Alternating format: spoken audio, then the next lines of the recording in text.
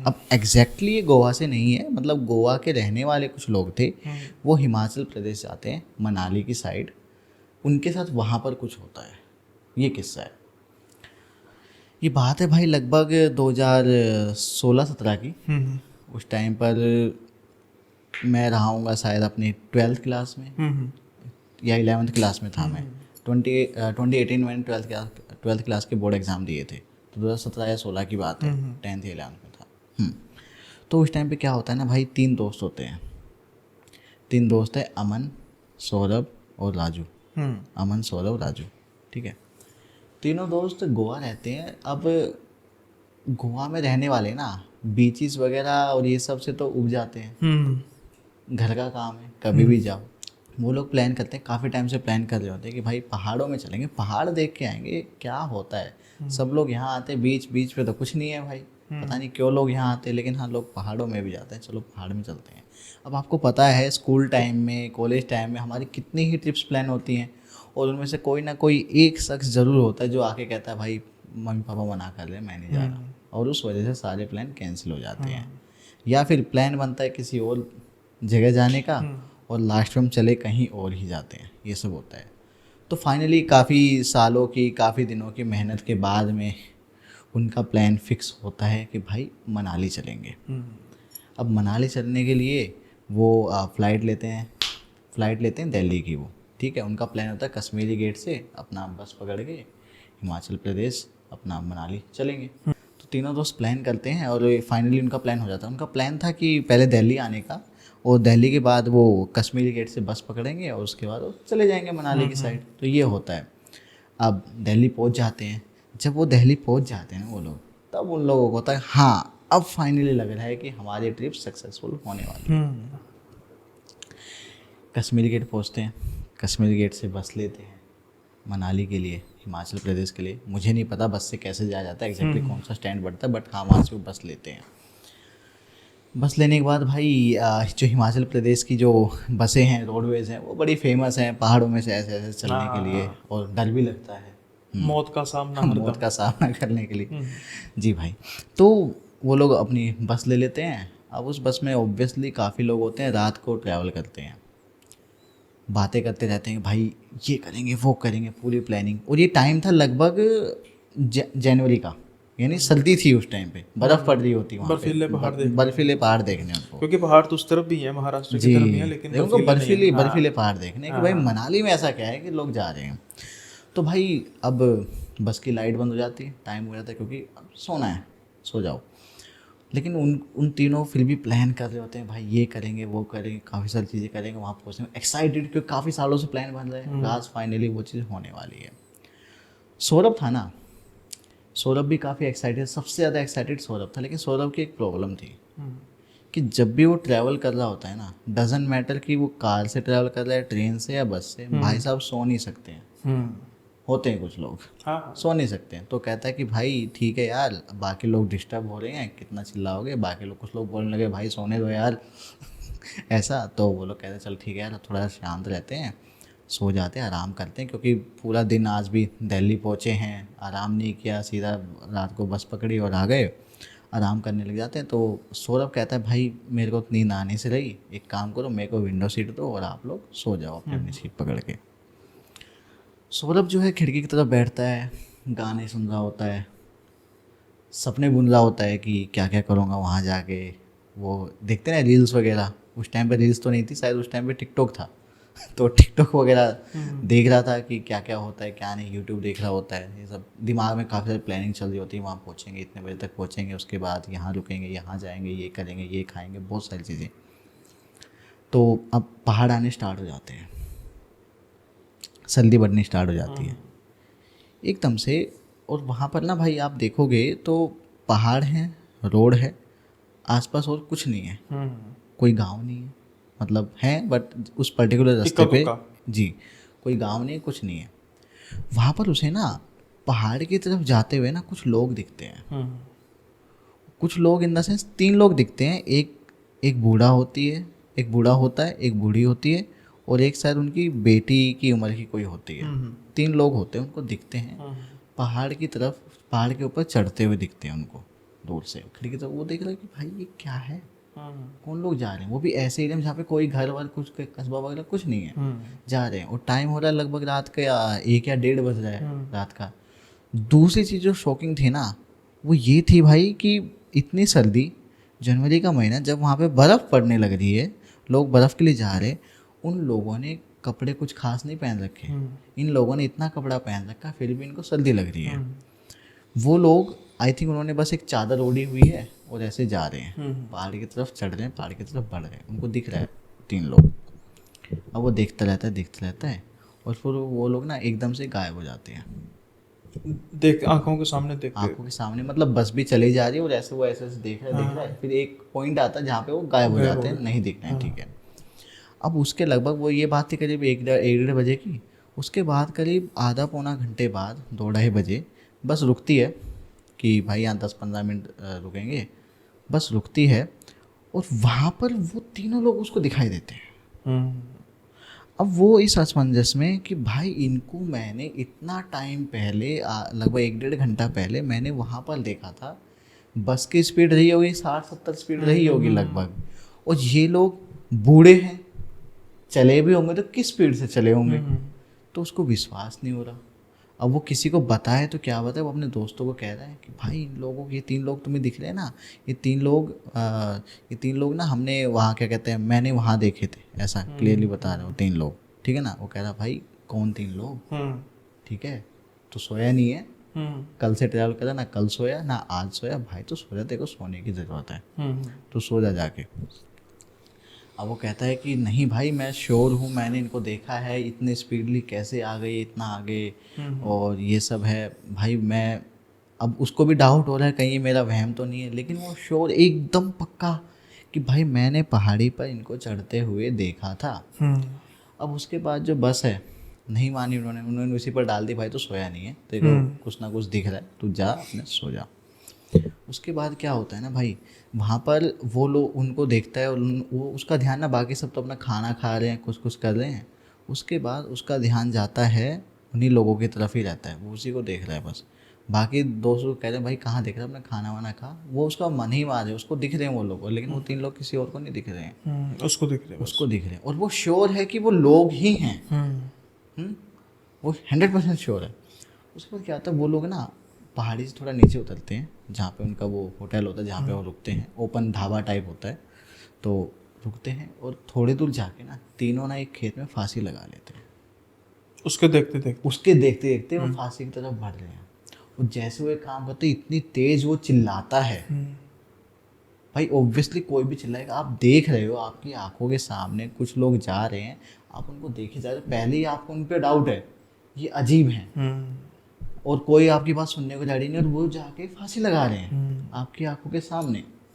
तो आप भाई एक बार तो चक्कर में पड़ोगे, चिल्ला भाई निकलेगी, आप या तो भागोगे, चिल्लाओगे, पैनिक मोड कुछ ना कुछ तो करोगे भाई कि वो देखो वो मर जाएंगे, वो मर रहे हैं, वो देखो उनको बचाओ, उनको ऐसे ऐसे करके।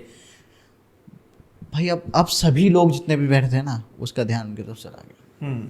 भाई क्या हो गया, अब उनके दोस्त और ज़्यादा कि भाई सोया नहीं तो ये है वो है, क्या बक रहा है, कौन लोग कौन मर रहा है, कौन फांसी लगा रहा है, कुछ भी नहीं है यहाँ पर। तब भाई थोड़ी देर बाद उसको पानी वानी पिलाया जाता है, और सच में वहाँ पे कुछ नहीं होता, बाकी लोग सब देख रहे हैं, किसी को कुछ नहीं दिख रहा है, पानी वानी पिलाया जाता है। फिर होटल स्टाफ में से कोई आता है, उसको समझाता है कि भाई देखो जो आपको दिखाई दे रहा है ना वो झूठ नहीं है, वो सच है, वो सच है। आज से करीब 5-6 महीने पहले यहाँ पर कुछ लोगों ने सुसाइड किया था, और ये मतलब यहाँ पर मतलब होटल पे नहीं, यहाँ पे आसपास में जो खेत वगैरह वहाँ पे किसी ने सुसाइड कर लिया था, और ये काफ़ी बार ये खबर आई है कि कुछ लोगों ने उनको देखा है। बट आप फिक्र मत कीजिए, वो लोग किसी को परेशान नहीं करते हैं, किसी के पीछे नहीं जाते हैं, वो लोग यहीं रहते हैं। एक्चुअली हुआ क्या था कि एक फार्मर फैमिली थी, बहुत गरीब थी, और उनके ऊपर कर्जा था, कर्जा वो नहीं कर पा रहे थे, फसल वगैरह से भी नहीं निकल रहा था उनका, बहुत ज़्यादा कर्जा था। तो उनके पास जो लास्ट ऑप्शन बचा था वो सुसाइड करना। तो एक रात को घर से निकल के तो पूरी फैमिली, वो उनकी बूढ़ा, उनकी वाइफ और उनकी बेटी, तीनों निकल के वहाँ पे सुसाइड कर लेते हैं।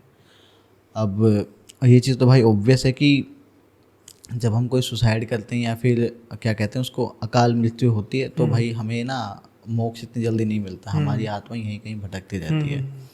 तो वो बताते हैं कि भाई ऐसा कुछ है, लेकिन आप फिक्र मत कीजिए, डरिए मत, वो आपको कोई नुकसान नहीं पहुंचाने वाले, लेकिन हाँ आप सही हो, ऐसा यहाँ पे हुआ है। तो ये सब बताते हैं। अब ये सब बात सुन के भाई बाकी लोग भी थोड़ा सा पैनिक हो जाते हैं, जितने भी थे लोग।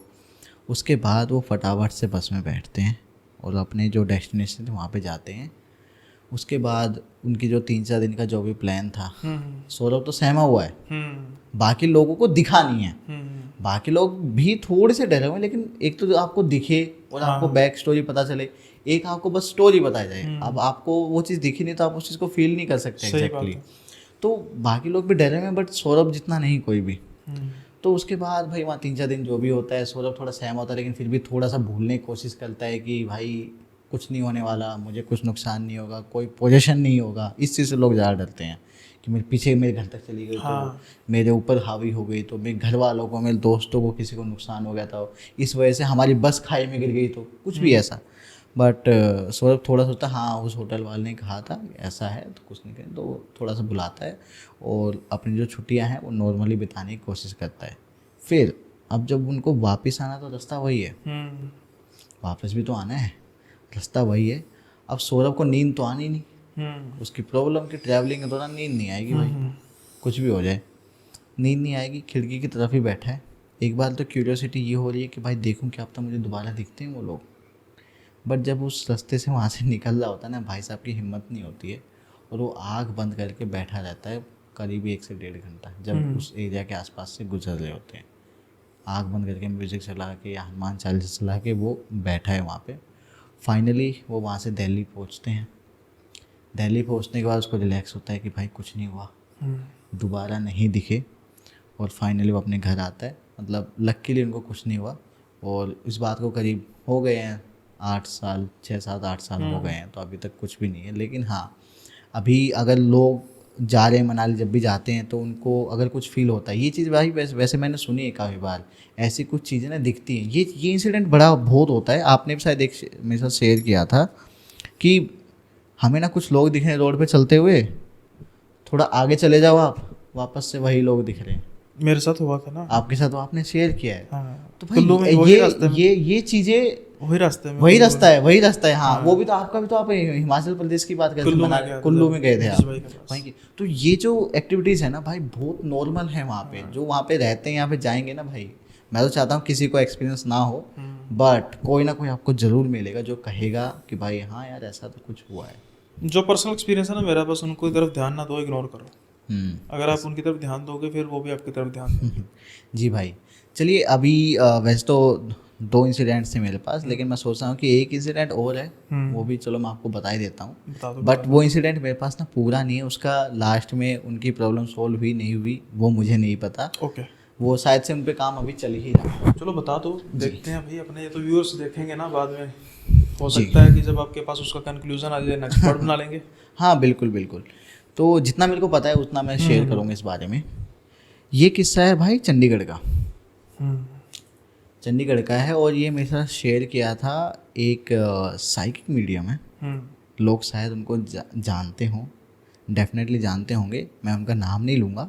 एक साइकिक मीडियम है, उन्होंने ये इंसिडेंट मेरे साथ शेयर किया था, ऑफ कैमरा उन्होंने बताया था, मेरे साथ शेयर किया था कि विकास ऐसा ऐसा कुछ हुआ था, लेकिन मैं इसको बता नहीं सकता क्योंकि इसमें बहुत सारी चीज़ें ऐसी हैं जो अभी सोल्व नहीं हुई हैं। तो ये रीज़न है, मुझे पता नहीं कि अभी उस चीज़ का क्या हुआ, कोई सॉल्यूशन निकला नहीं निकला, अभी उन लोगों के साथ क्या हो रहा है। तो ये भाई ये बात है चंडीगढ़ की। एक कपल है जो इंग्लैंड रहता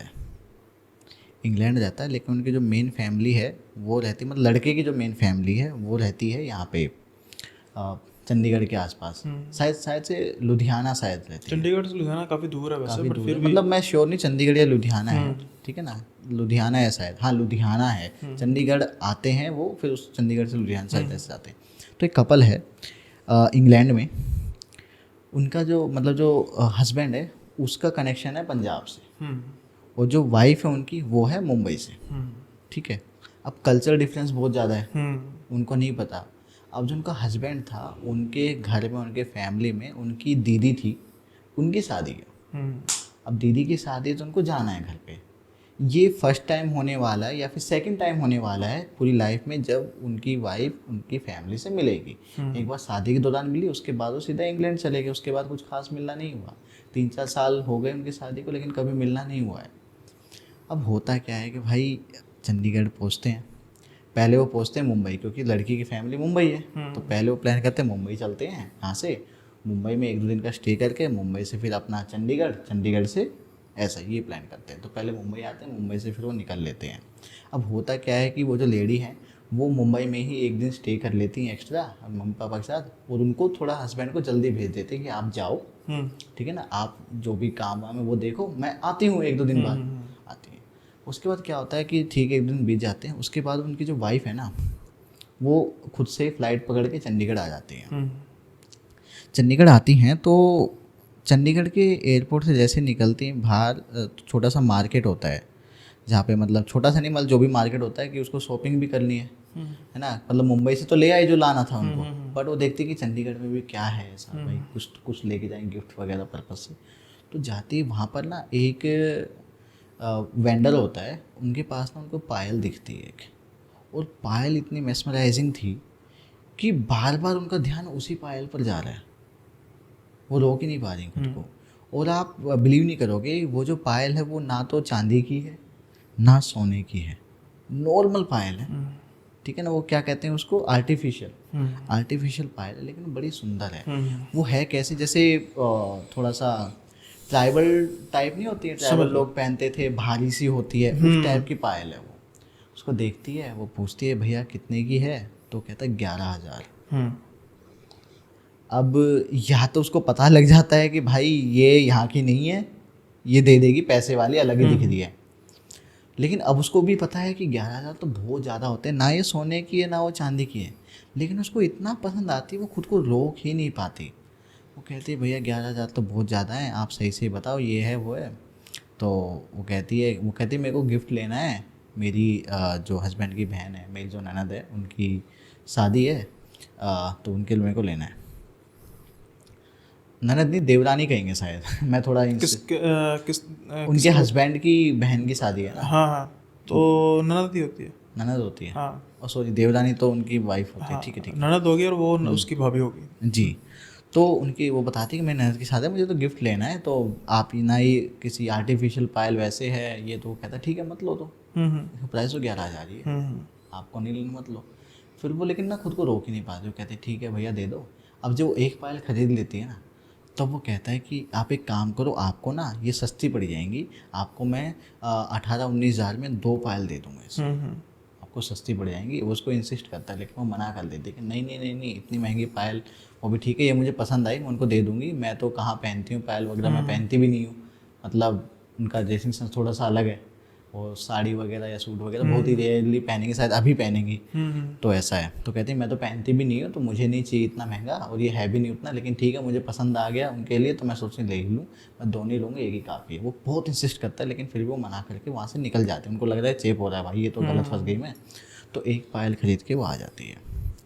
अब वहाँ पर ही वो अपने पहुँच जाते हैं, उनके हस्बैंड जो हैं पिक करने आ जाते हैं उनको, वो लुधियाना पहुँच जाते हैं। लुधियाना पहुँच के लुधियाना में वो जो स्टे करती है ना, अब वो देखो थोड़ा सा वाइफ ना थोड़ी सी वैसे होती है कि भाई मुझे ना, मैं जाऊँगी ओनली शादी वाले दिन तुम्हारे घर में, तब तक मेरे को होटल दिलवा दो। होता है भाई कुछ लोगों का ऐसा कि ज़्यादा उनको पसंद नहीं है लोगों से बातचीत करना, इंक्लूड होना, तो कहती ठीक है मैं शादी वगैरह अटेंड कर लूँ, बट मेरे को अभी थोड़ा सेपरेट चाहिए, मेरे से नहीं होगा फैमिली के बीच में एक्ट करना, वो करना ऐसा कुछ। तो कहते ठीक है, पैसे वाले लोग थे तो कोई दिक्कत नहीं है। तो उन्होंने वहाँ पे एक कोई 5 स्टार होटल है, वहाँ पे जाके एक रूम बुक करवा रखा था उन्होंने अपना। तो उन्होंने बोला कि ठीक है आप आ जाना, मुझे पिक कर लेना, फंक्शंस वगैरह मतलब जहाँ भी होंगे आप मेरे को पिक कर लेना, मैं आ जाया करूँगी, ऐसा है। और मेन शादी वाले दिन मैं आपके साथ वहीं पर रहूँगी। तो जिस होटल में उन्होंने बुक किया था ना जो रूम, अब वहाँ पहुँचते हैं, उनकी वाइफ पहुँचती है, मतलब उनकी वाइफ ही पहुँचती है, उनके हस्बैंड अभी नहीं पहुँचते वहाँ पे, उनके हस्बैंड आते हैं बाद में। तो उनकी वाइफ पहुँचती है तो उनको बताया जाता है कि मैम आपने जो रूम बुक किया था ना, वो एक्चुअली कुछ रीजंस की वजह से अभी अवेलेबल नहीं है, बट हम आपको अपग्रेड कर रहे हैं सेम प्राइस में, एक स्वीट रूम है वो हम आपको दे रहे हैं। अब ये तो देखा जाए तो अच्छी बात है कि आपको एक जो नॉर्मल रूम होता है उसके बजाय आपको स्वीट मिल रहा है सेम प्राइस में, आपको ऑफर करते हुए बोल के ठीक है कोई बात नहीं, ज़्यादा कुछ बहस वहस नहीं करे, चलो ठीक है मुझे मिला है। अब वो ऊपर चली जाती है, वो स्वीट रूम में जाती हैं तो उसके थोड़ी देर बाद उनके हस्बैंड आ जाते हैं कि चलो हमें चलना है, ये फंक्शन है, तुम रेडी हो जाओ। तो कहें ठीक है, वो कहते हैं मैं आई हूँ अभी, मैं अपनी शार वगैरह लूँगी, रेडी होंगी, चलते हूँ। अब वो जो रूम था ना जो अपग्रेड करते हैं, वो रूम ना थोड़ा सा अजीब था। अजीब इन द सेंस वो होता है थोड़ा सा गोथिक टाइप के होते हैं, थीम जो होती है उसकी वैसी थी, जैसे पता नहीं यहाँ पे क्या ही होता है। अब इतने बड़े 5 स्टार होटल में, मैं होटल चैन का नाम नहीं लूँगा, एक 5 स्टार होटल में जो बहुत बड़े चैन है इंडिया में, जगह जगह आपको उनके होटल्स मिलेंगे, उसमें ऐसा रूम भाई समझ नहीं आया। लेकिन फिर सोचते हैं ठीक है कुछ लोग होते होंगे शौकीन जिनको चाहिए थीम, चाहिए कि ऐसा थीम का हमें रूम, तो वो हमें मिल गया, वो ठीक है क्या दिक्कत है तो रूम ही होटल ही है, लोग सब कुछ डरने की क्या बात है। तो वो रूम ना, दूसरा क्या है कि वो रूम ना बाकी रूम से और वेदर के हिसाब से कुछ ज़्यादा ही ठंडा है। इतना ठंडा है कि उनको स्टाफ बुलाना पड़ा, उनको एसी वगैरह बंद करवाया, टेम्परेचर मतलब कम नहीं बंद ही करवाया, बंद करवाया, उसके बावजूद भी वो रूम ठंडा है। इतना वहाँ पे फ़र्क है टेम्परेचर का। उसके बाद वो रेडी होती हैं, जब वो रेडी हो रही होती है ना तो उनको ना ऐसा लगता है कि कोई उनको देख रहा है या फिर कुछ फुसफुसाने की आवाज़ आ रही है उस रूम में। वो बाहर आके देखते हैं तो उनके हस्बैंड है, तो उन्हें लगा शायद ये कुछ किसी से फ़ोन पे बातचीत कर रहे होंगे, तो शायद मुझे वहम हो रहा हो ऐसा कुछ। अब उनके दिमाग में एक चीज़ तो थी रूम को लेके, कुछ ना कुछ चल रहा था कि इतना अजीब रूम क्यों है, ये सब वगैरह वगैरह।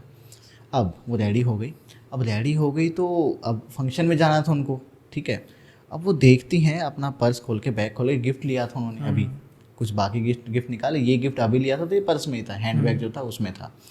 हैंड बैग में से वो गिफ्ट रैप करवा ली उन्होंने, तो वो निकालती है, देखती है साथ में ही एक पायल और है जो उसने ली नहीं थी, ली ही नहीं थी।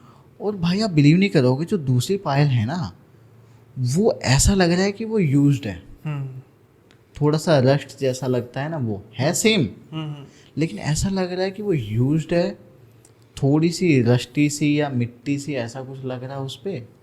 अब वो कंफ्यूज हो गई है कि यार मैंने तो ये ली ही नहीं है, ये मेरे बैग में कैसे आई।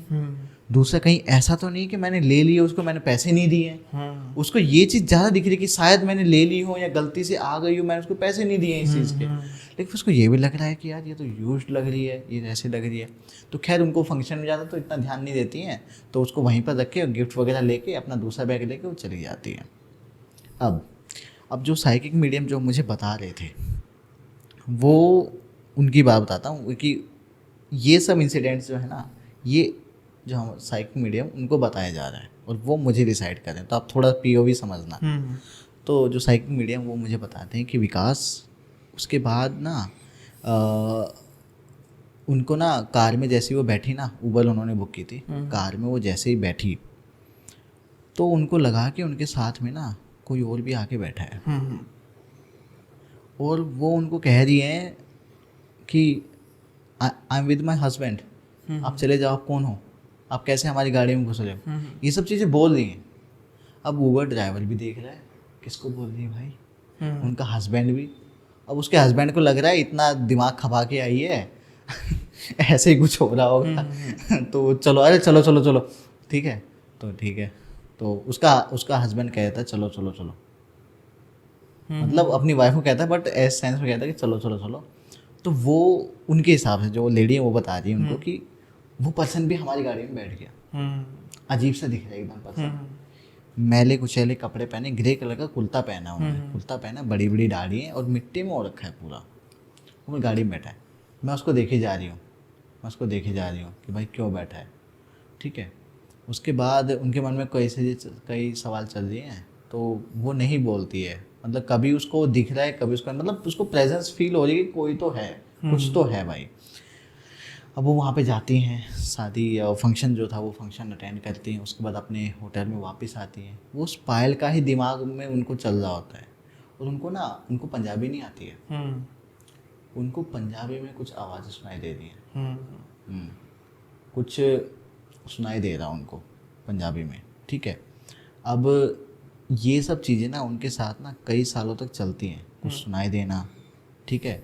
अब वो उनके किसी गुरुजी को वो मानते थे, तो उनके गुरुजी को पूछते हैं कि ऐसा ऐसा है, कोई मिला था मेरे को, उसने मुझे पायल दी और ये पायल मेरे साथ ऐसे आ गई है, वो ऐसा लग रहा है यूज्ड है। तो उनके गुरुजी कहते हैं सख्त उनको कि वो जो पायल जो भी है ना, उनको ना आप रख फेंक दो, किसी पेड़ के नीचे गाड़ दो या किसी कहीं पर बहा दो। लेकिन आप मानोगे नहीं भाई कि वो उस पायल को फेंक नहीं पा रही है, उसको पता है क्या करना है, लेकिन उसके दिमाग में ये थॉट आ ही नहीं रहा है कि इस पायल को मैं छोड़ दूँ, उस पायल को छोड़ दूँ, क्योंकि कोई आवाज़ है जो उसके दिमाग में चली जा रही है, कोई आवाज़ जो उसके दिमाग में चल रही है, उसको कुछ बोल रही है, और उस पायल को वो नहीं फेंक पा रही है, उसके पास ही वो पायल है। इस बात को करीब ना 5-6 साल हो जाते हैं, तब जाके वो मेरे साइकिक मीडियम जो जिनसे मैं मिला हूँ उनसे कनेक्ट होती हैं। वो 5-6 सालों से उनके दिमाग में यही बात है, यही तरह तरह की आवाज़ें सुनाई दे रही हैं, ऐसा है। और वो बताते हैं कि विकास, मेरी जब उनसे बात हो रही है, इंस्टाग्राम पे उनकी बात हो रही होती है, कि वो बताते कि इतने साल पहले मेरे साथ ये हुआ, पायल खरीदी, ऐसा कुछ हुआ।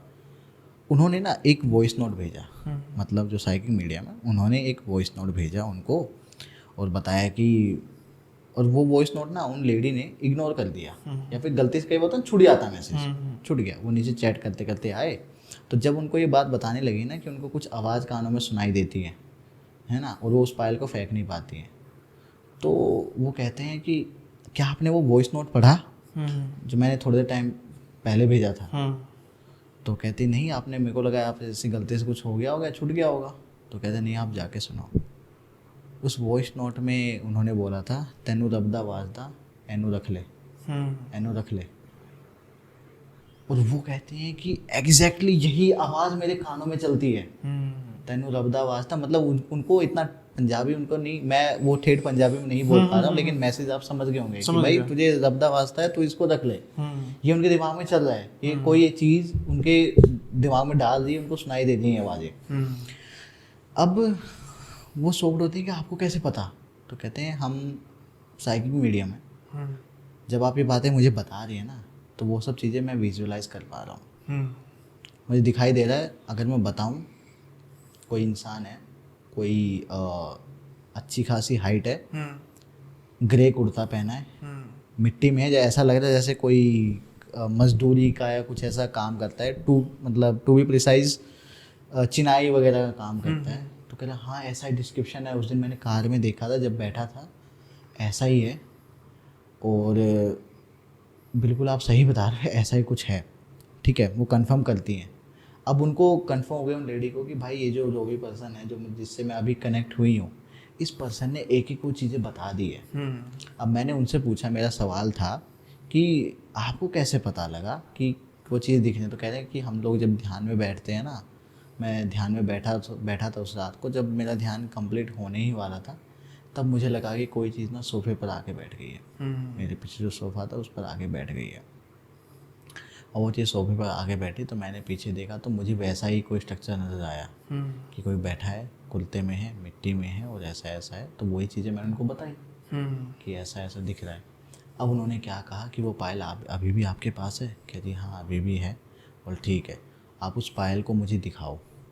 अब जब उस पायल को उन्होंने देखा, तो उन्होंने बताया कि एक्चुअली क्या है ना, कि ये जो प्रेत है या जो भी है ना, ये कम से कम 70-80 साल पुराना है, जो इस पायल के साथ आपके पास आया है। 70-80 साल पुराना है। और उन्होंने बताया कि वो जो लेडी थी ना, उन लेडी के पास भी ना कुछ हद तक साइकिक एबिलिटीज़ थी, इसलिए उनको वो चीज़ें दिख रही थी, और इसलिए वो जो पायल उनके पास आई डायरेक्टली इनडायरेक्टली। क्योंकि ये जो एंटिटीज़ होती ना, इनको पता लग जाता है कि कौन पर्सन है जो मुझे देख या सुन पाएगा, ताकि मेरी प्रॉब्लम हो। देखो भाई, उनकी भी कुछ चीज़ें छूट जाती हैं ताकि सोल्व हो, ऐसा होता है। तो उन्होंने बताया कि लेकिन उनकी साइकिक एबिलिटीज़ के ऊपर उन्होंने कभी काम नहीं किया, तो वो उतनी स्ट्रॉन्ग नहीं हो पाती हैं। कुछ लोग होते हैं जो उस चीज़ को समझ जाते हैं और एक साइकिक मीडियम बन जाते हैं बाकी लोगों के लिए, कम्युनिकेट करवाने के लिए या हील करने के लिए। तो उनको वो चीज़ें दिखाई दी, उन्होंने बताया कि ऐसा ऐसा स्ट्रक्चर है, ये जो प्रेत है जो भी आपको दिखता है या फिर आपको सुनाई देता है ना, ये 70-80 साल पुराना है। एक लोकेशन उन्होंने बताई कि इस लोकेशन पर मतलब एक कोई फैमिली है, उनको उन तक आप अगर मैसेज पहुंचा पाओ किसी भी तरीके से अपने हस्बैंड के थ्रू या उसके थ्रू, आप उनकी फैमिली को बताओ कि इस जगह पर ना आप खुदाई करो, एक बॉडी आपको मिलेगी।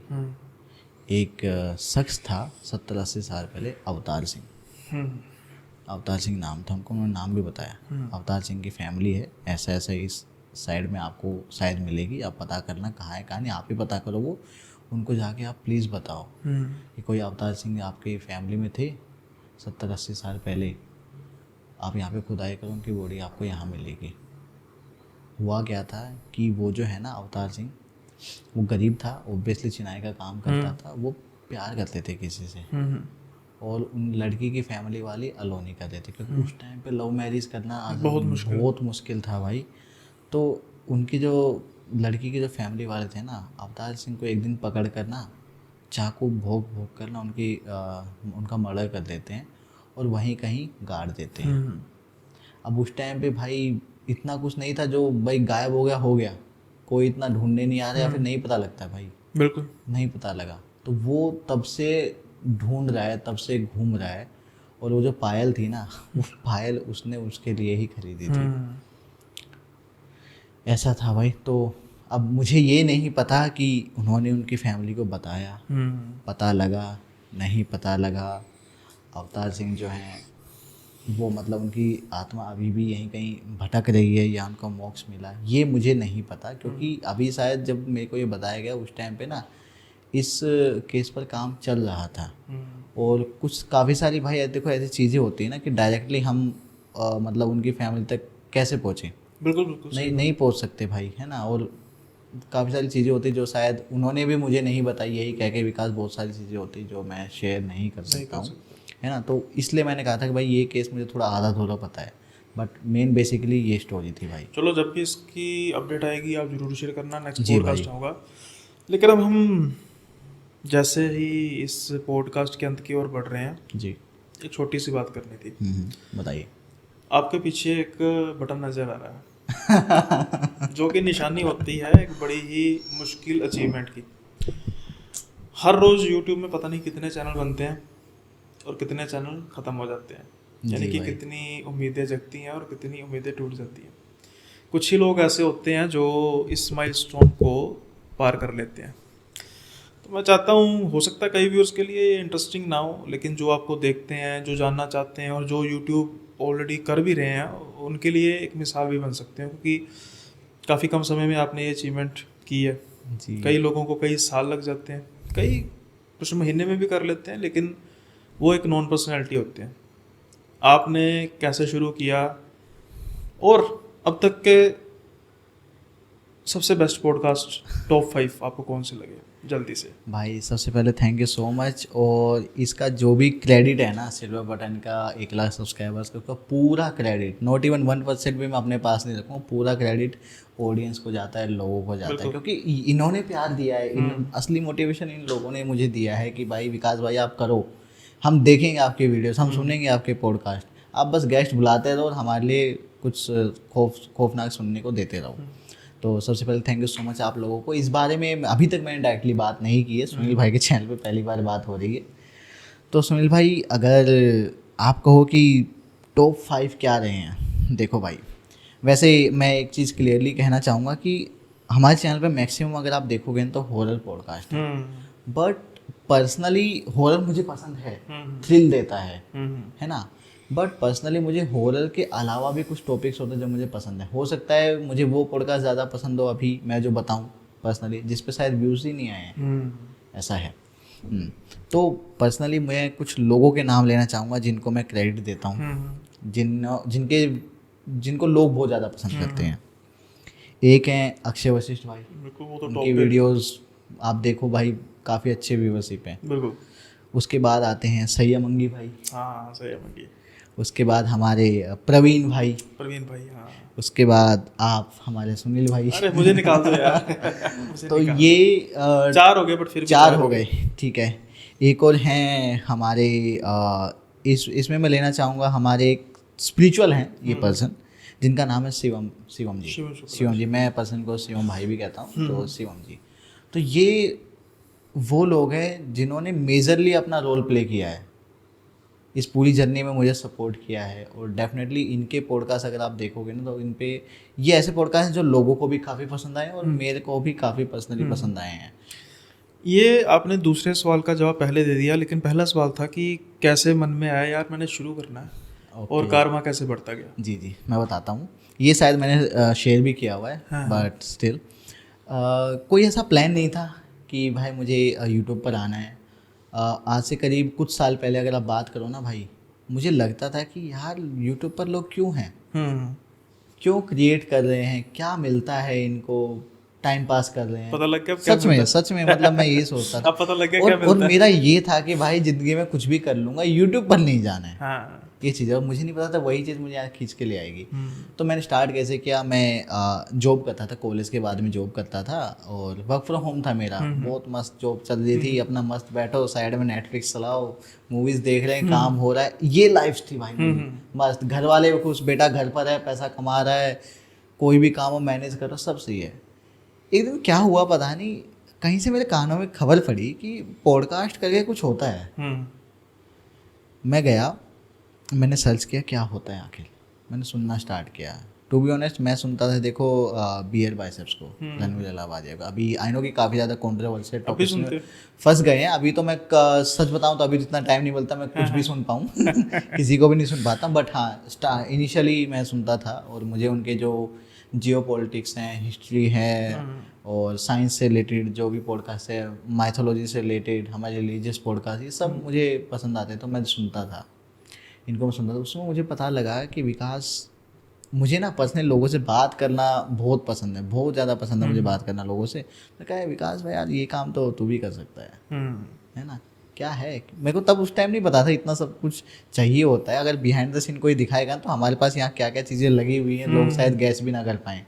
उनको बस एक स्क्रीन पे दिखते है कि आप बैठे हो मैं बैठा हूँ। कुछ लोगों को लगता है कि बड़ा इजी काम है। नहीं, उस टाइम में मुझे भी लगता था। मैंने कहा विकास यार क्या ही करना है, सही है, लोगों को बुलाना है, बैठना है, बात करनी है, बात खत्म हो गया। नहीं, जो एक सिंपल बात है ना, मैं आपको वैसे बताता हूँ, यहाँ पर बैठना बड़ा इजी है फ्रैंकली स्पीकिंग, लेकिन इससे पहले का काम और इससे पहले बाद का काम बहुत मुश्किल है। यानी कि गेस्ट को मैनेज करना, और उसके बाद जो वीडियो बनी उसको मैनेज करना बहुत डिफिकल्ट है। जी भाई, और मैंने ना कहीं से सीखा नहीं, कोई कोर्स नहीं लिया, कुछ नहीं लिया। एक एक चीज़ खुद के एक्सपीरियंस से, गलती हुई उससे सीखा, वो फिर सही की, बेटर करता गया। इस तरीके से मैंने सब कुछ किया। कहीं से सीखा नहीं, किसी से गाइडेंस नहीं ली। मैं तो कहता हूँ या तो मुझे उस टाइम पे पता नहीं था, या फिर खुद के ऊपर कॉन्फिडेंस था, कुछ भी कह लो आप। अच्छा हो गया ना ये तो ऐसा था, खुद करते करते सीखा। अब मुझे कम से कम ये पता है क्या नहीं करना है हाँ, क्या नहीं करना ये चीज़ है। बाकी रही बात एक्सपीरियंस की, या फिर मैंने क्यों स्टार्ट किया, तो इसलिए स्टार्ट किया, मुझे अच्छा लगता था, और मैंने सोचा कि यार विकास ये काम तो तू भी कर सकता है। कुछ नहीं था, और ना मेरे को ये था कि भाई यहाँ से पैसा कमाना है, नहीं, मेरे को लोगों से बात करना अच्छा लगता है। तो मैंने सोचा यार कि बात करेंगे, लोगों को ले आएंगे।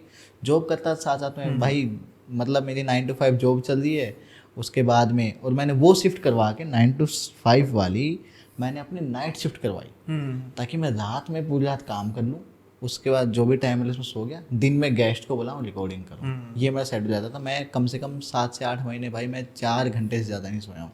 अब आपका फुल टाइम? अब मैं फुल टाइम कर रहा हूँ।